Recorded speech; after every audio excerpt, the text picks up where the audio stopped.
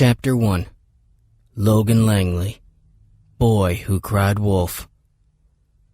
1. The last thing Logan would want you to know about him was that he was afraid of the dark.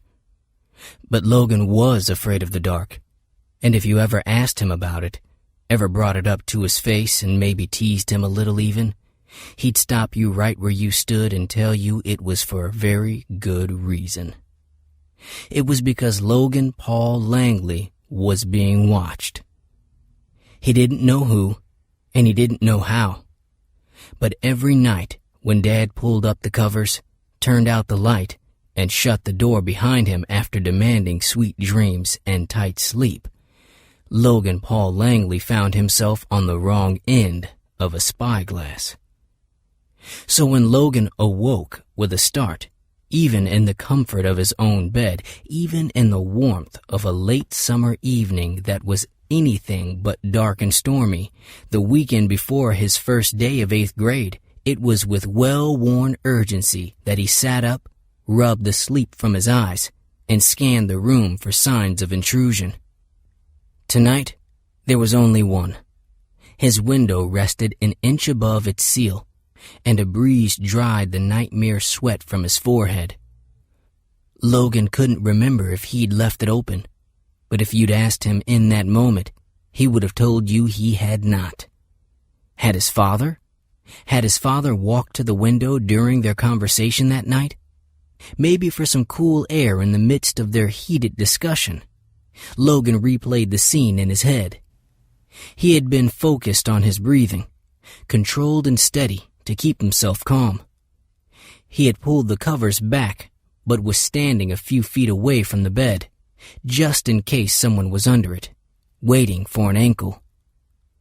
"I'm too old for this," he thought, and he shook his head with just a little bit of shame. "What you doing, bud?" Mr. Langly said in the doorway behind him, and Logan jumped as if the words were a spider falling down his back. Imagination got hold again? Logan nodded, but didn't turn around. Instead, he crawled into bed and pulled the covers high up over him, curling up and facing the wall. He could feel his father sit beside him, hunched over and looking at his hands, folded and resting on his lap.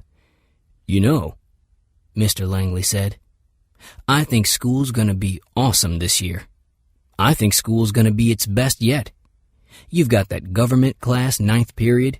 I know you're gonna love learning about all that stuff. And you've got gym, and art, and technology, and—" "Dad," Logan said, and his dad stopped abruptly. "I'm not worried about classes." The two were quiet for a minute. Mr. Langly wondered if he should take the opportunity to ask what Logan was worried about, and Logan wondered if he should say, but Dad pretty much knew the answer. "The mark, right?"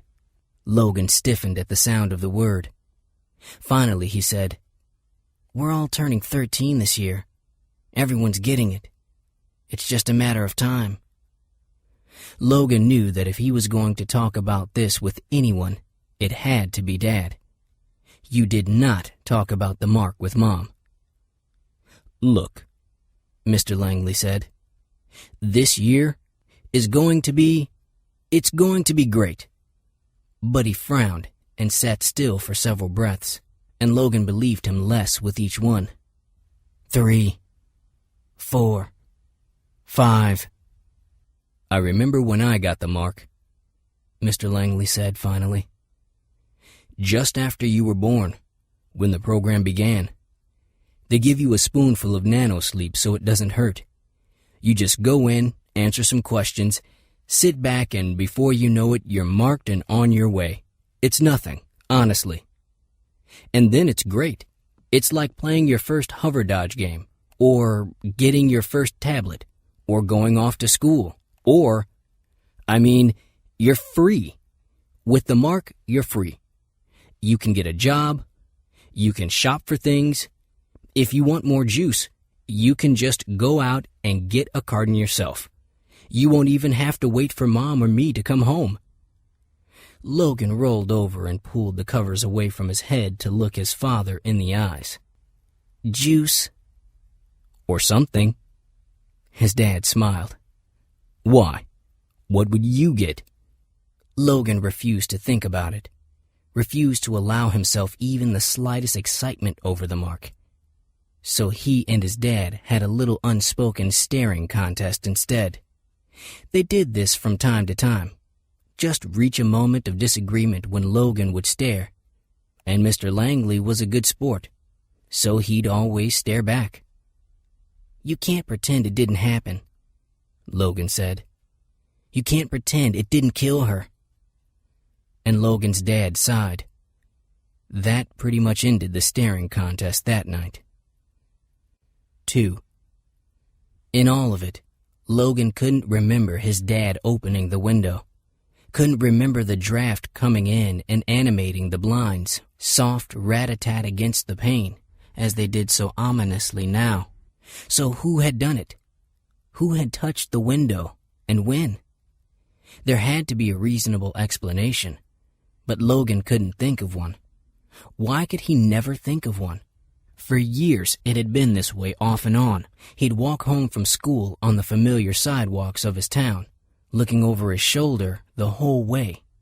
He'd finish homework on his lap with his back to a wall, his desk beside him empty and gathering dust, so as always to keep an eye on the room he was in. He'd brush his teeth at night transfixed by the door behind him in the mirror, his eyes trained on the knob that at any time could betray him, could turn or jump or jiggle. A quiet moment was one spent listening for footsteps, for leaves rustling in the fall, or snow crunching in the winter. Time alone was time spent watching the movement in the shadows. Being underage, Logan couldn't see a doctor without a marked guardian, so at his moments of highest desperation, when his parents had had enough and didn't know what else to do, his dad would take him, drag him, to the center.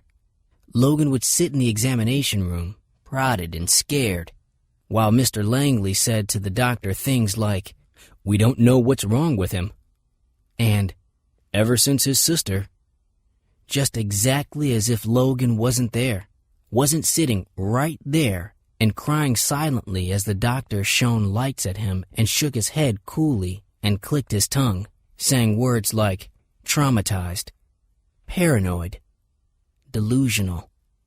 Over time, Logan learned to carry his fear. He learned to swallow it, deny it, live with it. His accounts of faces in windows and footprints on floors, of sounds at night and doors opening and closing on their own, of being followed or tracked, or who knows what else, had all been brushed off so many times by his parents and teachers and adults of any kind that sometimes Logan wondered what was real and what was imaginary. But his sister had died. That happened.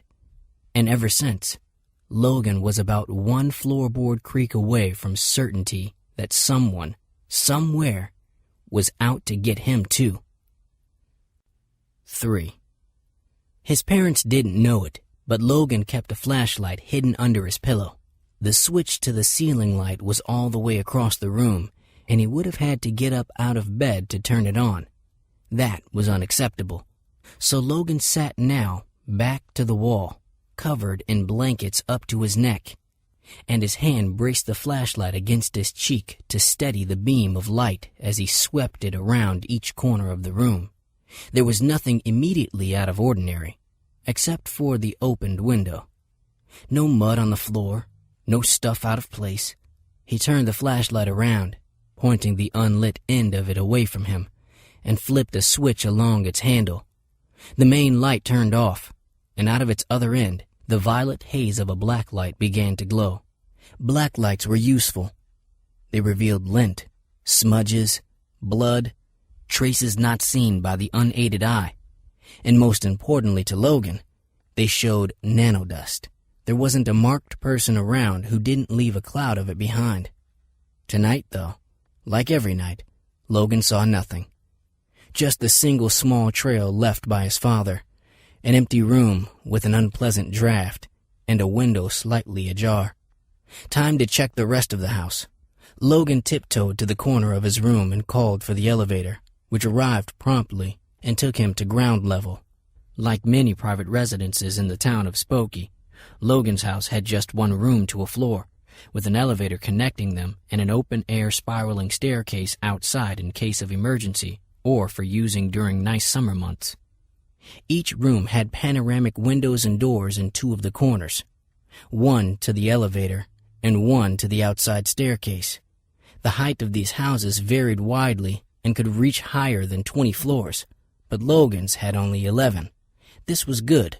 More would have taken longer, because every night, without fail, after his parents had tucked him into bed and gone to sleep themselves, it was Logan's job, self-appointed, to look thoroughly through each floor, bottom to top, flashlight in hand for signs of even the slightest suspicious thing. Paranoid? To Logan, it was practical.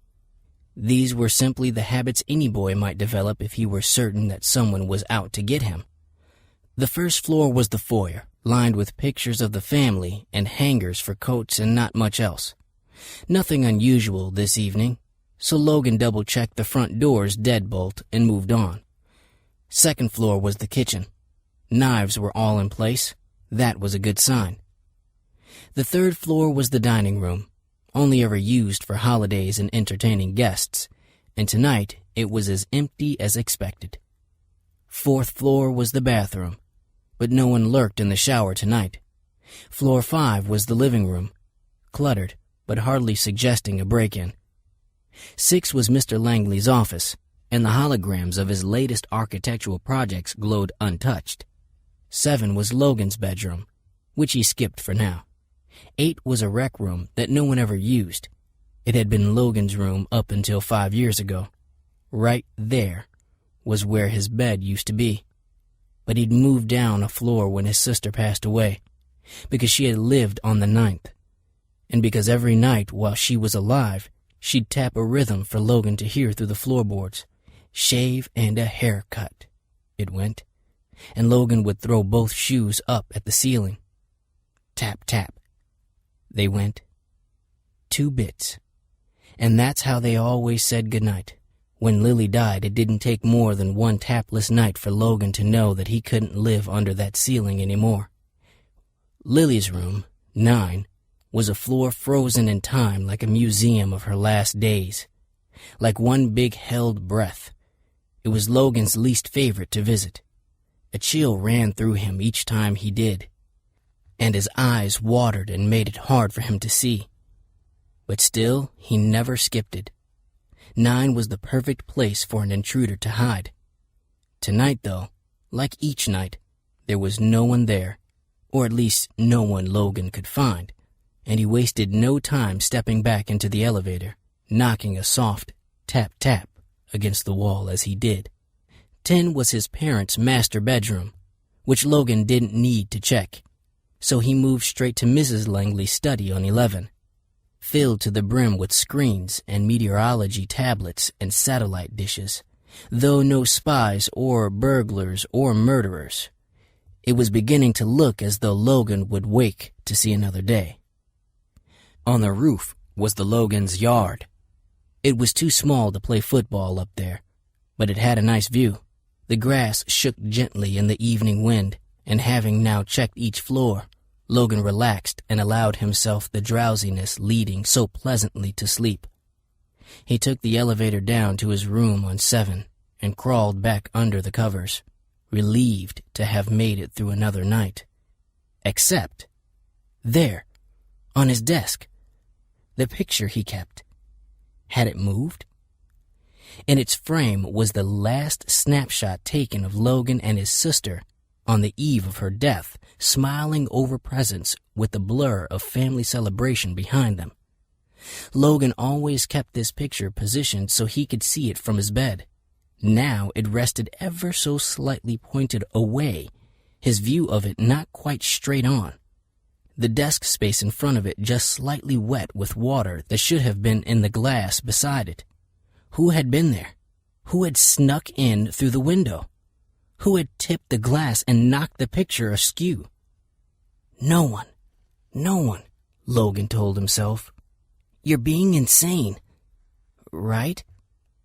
and Logan's heart snapped in his chest, so hard that it hurt. When across the room, the door to the outside stairway clicked quietly shut.